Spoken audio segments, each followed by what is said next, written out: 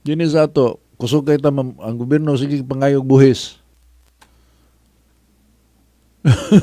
Kawaton lang ang buhis. Lumaan lalag kinawatay. Ug di na to usbo ng sistema mga igala. Wag yun tayo kapaingnan aning kinabuhi. Sa kinsa pa yung presidente kana si Sara Duterte, murag makadaog yun na. Iniglingkod na. Kanunay sa nang atakihon nga na. Kay matabang bago niya og tanaw tibok Pilipinas. Nasi pang-asayan nga mga tao. Ang iyang mga tao mao na sa na mangurakot po. Kato si Duterte, zero tolerance sa corruption to si Duterte. And na siya guts nga mo implement sa iyang will. And yet, na may mga nakalusot. Kinawatay. Anyway, for as long as there is man, there will always be corruption. That's a fact. Pero we can bring it down. Muna naghimo sa Singapore, sa ubang pa mga nasod nga may asinso. Kita nga, we are blessed with natural resources as well as human resources. Relatively young population.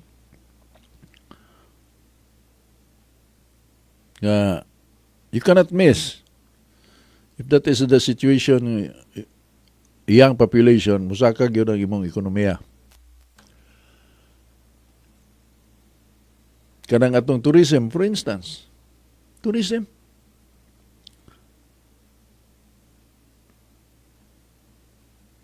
Bisag kung saan magtanaw nga nung di man ta makasaka sa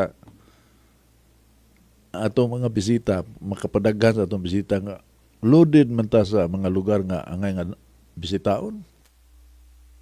Why can't we do it? Iniglingi ini mo sa ibang mga silingang nasunlupig man ta.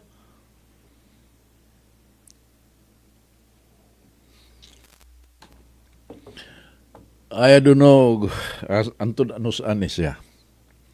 In the meantime, kita mga tao sama sa giingon ni Licon nyo, hatagan ng tag-istorya aron mo wanni ta.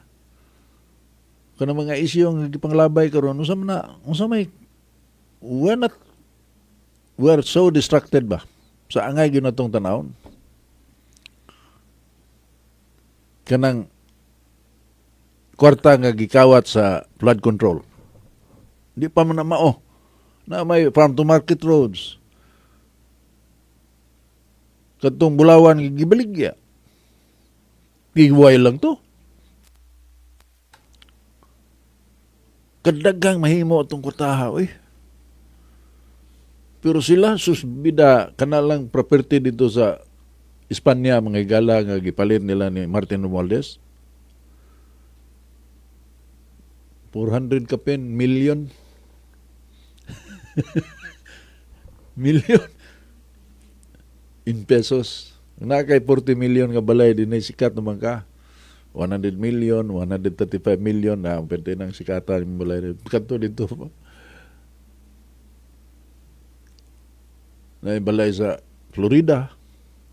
Yung mga silingan, mga dato. Na dito sa Australia. Dito sa ato lang, duha ka balay sa Maria Luisa. Sao na, maglibog kag-asap kung ito, guro nga gabiho na. Napo dito sa Forbes. Unsa man ang klasihas hangol gyud kanang buaya gyud ba? Buaya gyud. Nya piway lang na.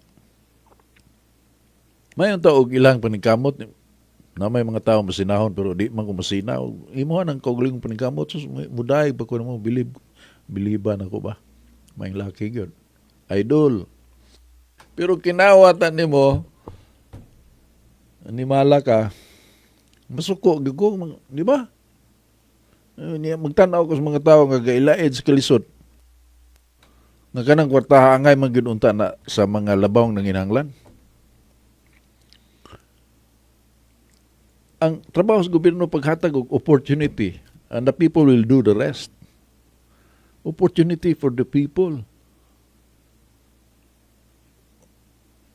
ari sa edukasyon. Mismo mga classrooms kuwang ta pila ka dako kay kakuwangan ang atong mga classrooms. Education is very important. Kaya ka ng mga bata magtubo man na sila. Dali kayo ng mga Katulang anak ni Dr. Edilia kagahapon, anak ni Danny Tan, magminyo. Inom doon pa ko nga guyod-guyuron pa na sa Madomingo. Guyod-guyuron ng Danny. Bata pa ba? Para mag-edad ni Brixie Boysan. Pero magminyo na. Unya, og kuwang kag edukasyon. Kaya ang public schools, apiki. Why zone mong utok? Asa man ka, sa may mong chance, nagabot ni mo sa pangidaron nga mangita ka na o kapanginabuhian. And worse, ka na mo dumala na sa, mo assume nag-leadership. Mo assume nag-leadership sa gobyerno. Unsa may hanaw ana, why chance? Ngit-ngit ba? Naaman galing.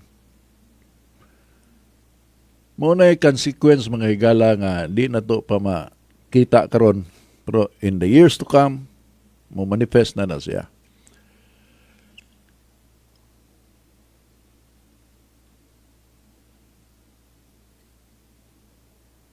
Daghan untang mahimo ang gobyerno.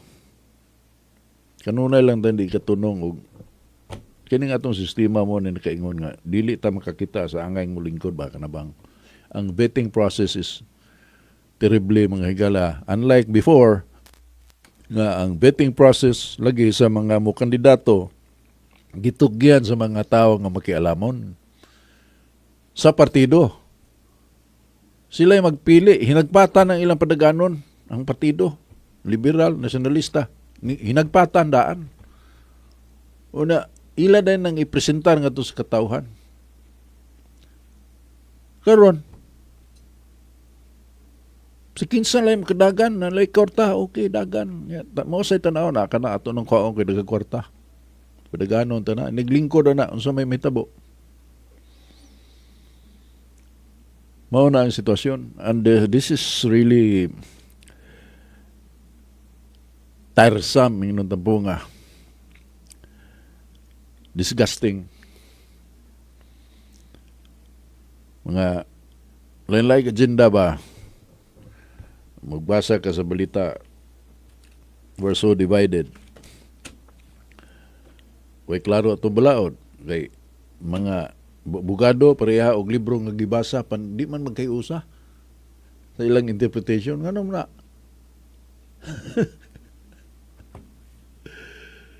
Puro na eskwelahan nakapasar nagbar pero tanawa ra ko ng mga reviews ilang their take on issues. So different. Una inig subay nimo ngano man makita na nimo asa lang interest. You follow the money trail, you will find out kung anong mauna iyang baruganan. Money driven.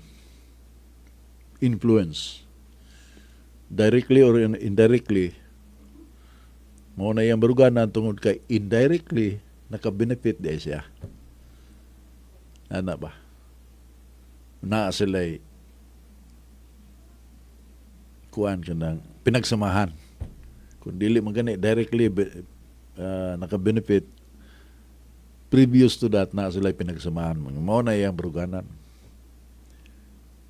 Pikas mausad, lain sa baruganan nga nganong di man ma-uniform yung baruganan. Ang worst gyud kana yung tungod sa color sa imong politika. Hindi nakakakita og what is inunta kada bang consolation ba? Consolation is I do believe in the free market system.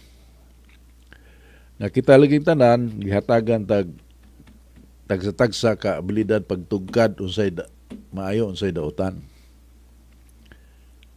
Unya kanang unrestricted flow of information sama nining social media. Wa ta magsalig sa mainstream media. Daghan kag basihan sa imong mga una-una. It's better that way. So kabantay mo, they're trying to discourage people from reading social media. Kanang sa manggawa sa social media kay tinuod man sad naamang gay just like kuan kanang it ranges lagi from the sublime to the ridiculous pero somehow along the way may dukar ka man makaibaw na kag kinsay binuang kinsay ang level of credibility ba mahagpatan na nimo unya mo reflect na sa number of kanang viewers sa imong if you're a podcaster mo gawas na dito and hopefully mudaghan pag yun ng well-informed ng mga tao and then when it comes to decision making kanang mga tao na mo overwhelmed and you can see a brighter future if it happens that way. So kita we just keep on hoping and maybe not in our lifetime, no? Pero sa taman hope springs eternal. So ana na lang kita. Dahil padad rin ako quotation ni gikan ni Morgan Freeman. Matop kanang artista bitaw nga nagdaa sa papel nga Ginoo negro. Katong sa mga hilig og sini nga nindot katong kada sa Shawshank Redemption Morgan Freeman matod pa ni Morgan Freeman maybe if we underpaid politicians and overpaid teachers there would be a smarter people and less stupid laws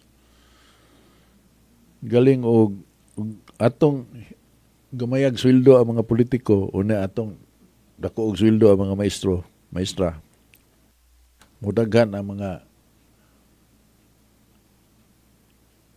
mandigo nga mga tao o mo gamay ang mga hinanggaw nga mga balaod. That's how I translated it. Wala tayo panahon